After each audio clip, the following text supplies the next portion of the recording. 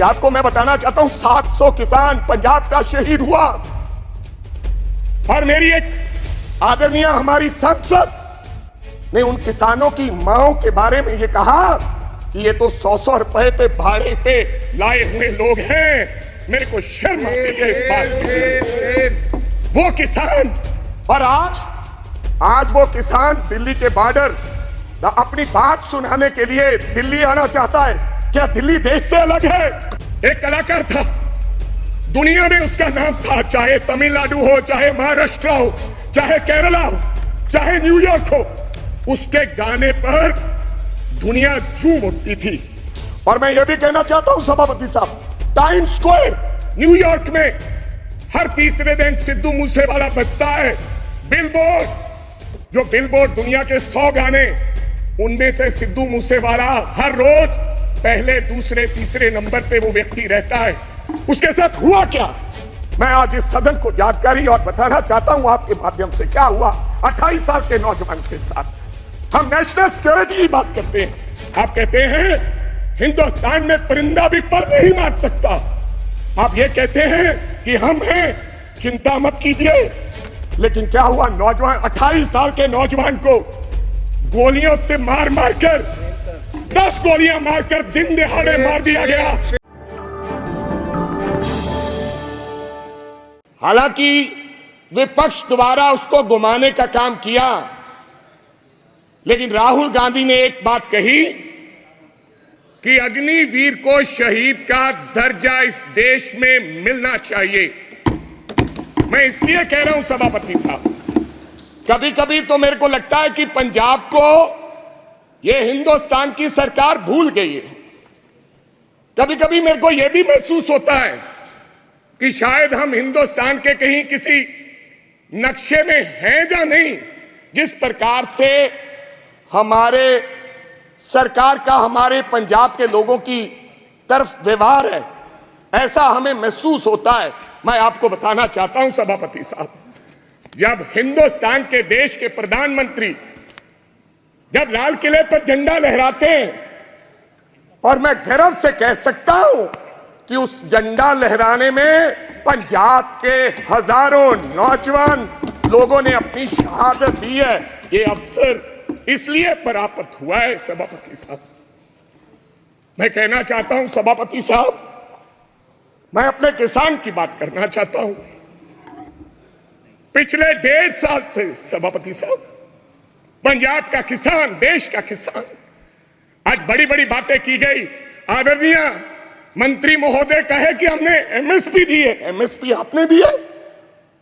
1967 में कांग्रेस की सरकार ने किसान के लिए एमएसपी दिया था, जब देश भूखा मर रहा था। तो पंजाब के लोगों ने, इन किसानों ने, देश के किसानों ने देश के लोगों का पेट भरने का काम किया। आज कोई आसान नहीं कर रहा कि हम उनको एमएसपी दे रहे हैं। किसान लीगल गारंटी मांगता है सभापति साहब, एमएसपी की लीगल गारंटी। आपको मैं बताना चाहता हूं 700 किसान पंजाब का शहीद हुआ और मेरी एक आदरणीय हमारी सांसद ने उन किसानों की मांओं के बारे में ये कहा कि ये तो 100-100 रुपए पे भाड़े पे लाए हुए लोग हैं। मेरे को शर्म आती है इस बात।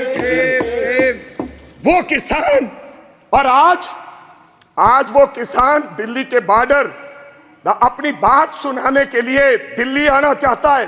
क्या दिल्ली देश से अलग है? क्या दिल्ली में पंजाब के किसान नहीं आ सकते? हमें हरियाणा के बॉर्डर पर रोककर हमारे पर गोलियां चलाई जा रही हैं। हजारों लोग किसान हमारे वहां पर इंजर्ड हुए और कईयों की मृत्यु हो गई, मौत हो गई है। लेकिन सरकार की तरफ से गर्मी है। 45-47 डिग्री में बैठा किसान चीख कर पुकार रहा है कि हमें एमएसपी की लीगल गारंटी दो, हमने दिल्ली जाना है। लेकिन उनको आदेश है हरियाणा की पुलिस को, यह देश के गृह मंत्री के द्वारा दिया गया आदेश कि पंजाब का अगर कोई व्यक्ति दिल्ली की तरफ किसान मुंह करेगा तो गोलियों से उसको मार दिया जाएगा, ऐसा हमारे साथ व्यवहार हो रहा है सभापति साहब। ये हालात है। आप कहते हो किसानों को, आपने किसान निधि योजना में आपने बड़ा कोई इनकलाब खड़ा कर दिया। आपने कहा कि 3,20,000 करोड़ लोगों को हमने 20,000 करोड़ दिया है किसान निधि योजना के तहत। मैं पंजाब की बात बताना चाहता हूं। आंदोलन के बाद हमारे साथ किस प्रकार का व्यवहार हुआ। 2019-20 में 23 लाख लोगों को किसान निधि योजना का फायदा मिलता था। जब हम आंदोलन किया, सरकार को काले कानून जो 3 बने थे वो सस्पेंड करने पड़े, वापस नहीं लिए। तो इन्होंने कहा कि अब इनकी निधि योजना बंद करो। 2023 और 24 में ऑन रिकॉर्ड बोल रहा हूं, फ्लोर ऑफ द हाउस, 8,56,000 लोगों के किसान निधि योजना से नाम काट दिए गए। ये छोटी बात नहीं है। और कहा गया कि इनके कागज इनकम्प्लीट थे, इसलिए हमने इनके ये खाते काट दिए गए। तो पहले आपने कैसे दे दिए 23.5 लाख लोगों को।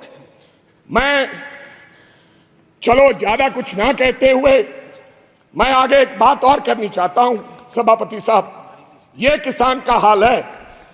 मैं बताना चाहता हूं, अभी मैं पेज नंबर 19 पे पढ़ रहा था कि ये भारतीय न्याय संहिता यानी कि penal code will come into force in the country from the 1st of July, लोगों को इंसाफ देने के लिए। और देश के गृह मंत्री ने लॉ एंड ऑर्डर की बात कही कि पंजाब में लॉ एंड ऑर्डर की स्थिति ठीक नहीं है। आज से 4-5 महीने पहले मैं आपको ये कहना चाहता हूं, आप लोगों को जस्टिस देने के लिए ये लॉ लेकर आ रहे हैं। आप कभी पाकिस्तान की बात करते हैं, कभी चाइना की बात करते हैं, कभी कुछ और कहते हैं, लेकिन मैं आज इस सदन में एक बात कहनी चाहता हूं। सभापति साहब, हमारा एक साथी था, उसका नाम था सिद्धू मूसेवाला, एक कलाकार था।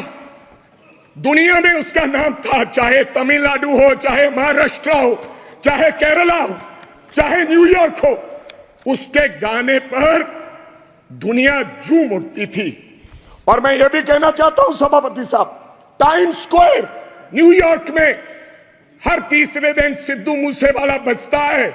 बिलबोर्ड दुनिया के 100 गाने, उनमें से सिद्धू मूसेवाला हर रोज पहले, दूसरे, तीसरे नंबर पे वो व्यक्ति रहता है। उसके साथ हुआ क्या, मैं आज इस सदन को जानकारी और बताना चाहता हूं आपके माध्यम से। क्या हुआ 28 साल के नौजवान के साथ। हम नेशनल सिक्योरिटी की बात करते हैं, आप कहते हैं हिंदुस्तान में परिंदा भी पर नहीं मार सकता। आप ये कहते हैं कि हम हैं, चिंता मत कीजिए। लेकिन क्या हुआ, नौजवान 28 साल के नौजवान को गोलियों से मार कर 10 गोलियां मारकर दिन दहाड़े मार दिया गया। और मारा किसने सभापति साहब? बहुत से लोग मारे जाते हैं, मारा किसने? एक तिहाड़ जेल में बैठा एक गैंगस्टर जिसका नाम लॉरेंस बिश्नोई है, उसने मारकर कहा, जेल से इंटरव्यू दिया और कहा मैंने मारा है।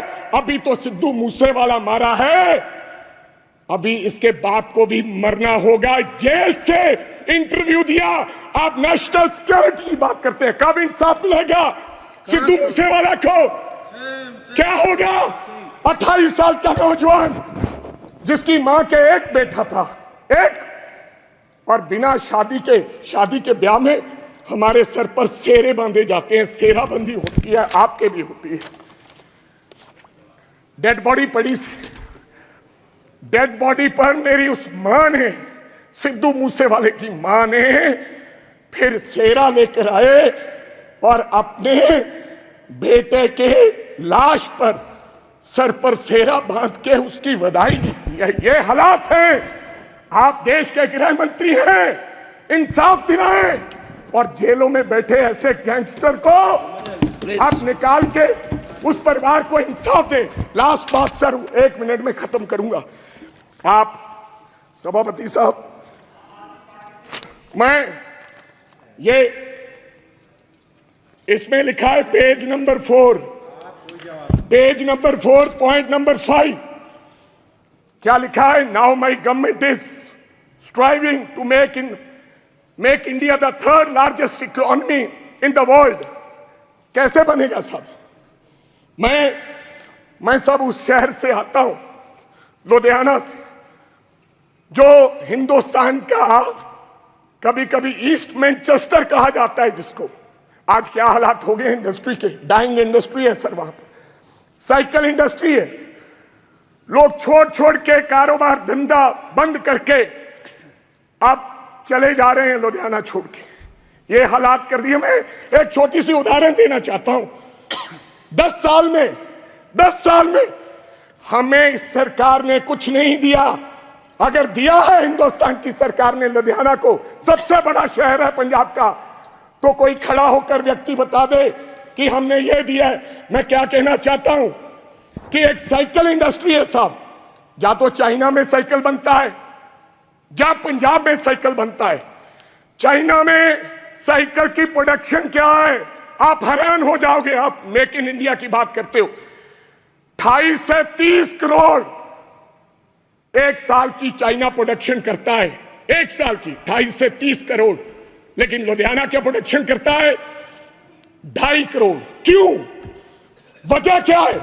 हमारा साइकिल 3500 रुपए का शुरुआत में बिकता है, लेकिन चाइना का साइकिल $300 से शुरू होकर 2 लाख में बिकता है। इसका कारण क्या है? Make in India wrong policies. जब तक ये रॉन्ग पॉलिसीज हैं, समाप्त कीजिए, तब तक हमारा देश तरक्की नहीं कर सकता। कैसे तरक्की करेंगे? आपकी रॉन्ग पॉलिसीज की वजह से आज हमारी इंडस्ट्री, जो लुधियाना की इंडस्ट्री है, उसके ये हालात हो गए। अंत में एक लाइन में समाप्त करना चाहता हूं। हमारा भाईचारा बहुत कायम है स्पीकर साहब। पंजाब के लोग बेशक चाहे किसी पार्टी को वोट दो, आम आदमी पार्टी को लोगों ने वोट दिया, अकाली दल को दिया, कांग्रेस को दिया, बीजेपी वालों को भी दिया, लेकिन आपस का भाईचारा नहीं कभी टूटा। इस बार पहली बार राम जी के नाम पर, भगवान राम के नाम पर, भगवान हमारे भी हैं इनके, और भगवान ने बता दिया अयोध्या से ये संदेश दिया पूरे देश भर में कि राम भगवान बीजेपी के नहीं है। उन्होंने ये संदेश दिया। लास्ट मैं एक सेकंड पहले बोल रहे हैं, बोलो सभापति साहब, मैं एक नारे के साथ अपनी बात खत्म करूंगा। बस एक लाइन में खत्म कीजिए सर। एक सेकंड, हमारा भाईचारा कायम रहे। मैं बीजेपी वालों को हाथ जोड़कर गुजारिश करना चाहता हूं, देश के प्रधानमंत्री जी को, देश के गृह मंत्री जी को, कि मंगल सूत्र की बात ना करें। थैंक यू आप कब्रिस्तान की बात मत करें। मैं एक नारे के साथ अपनी बात खत्म करूंगा। मंदिर बांटा, मस्जिद बांटी, मंदिर बांटा, मस्जिद बांटी, बांट दिया भगवान को। ओ शर्म करो बीजेपी वालों, मत बांटो इस देश के बोले वाले इंसान को, मत बांटो इस देश के बोले वाले इंसान।